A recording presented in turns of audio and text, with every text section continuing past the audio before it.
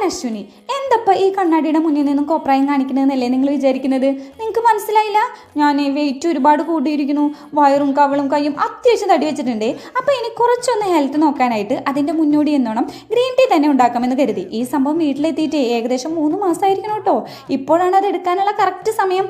അതിനായിട്ട് അലോക്കോസയുടെ ടീ ബാഗാണ് ഞാൻ എടുത്തിട്ടുള്ളത്. 100 പീസാണ് കേട്ടോ ഒരു പാക്കറ്റിൽ വരുന്നത്.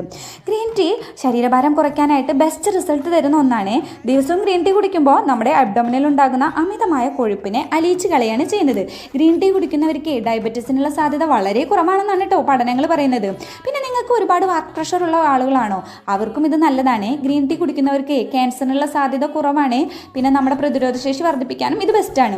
പിന്നെ ഒരു കാര്യം കൂടി പറയട്ടെ, ഒരു ദിവസം മാക്സിമം 2 ഗ്ലാസ് ടീ ഒക്കെ കുടിക്കാൻ പാടുള്ളൂ കേട്ടോ. പിന്നെ ഞാൻ ഗ്രീൻ ടീ കുടിച്ചിരുന്നത് രാവിലെ വെറും വയറ്റിലായിരുന്നു കേട്ടോ. പക്ഷേ ഈ അടുത്ത കാലത്താണ് ഞാൻ അറിഞ്ഞത് വെറും വയറ്റിൽ ഇത് കുടിക്കാൻ പാടില്ല എന്നുള്ളത്. നിങ്ങളും അതൊന്നുകൂടി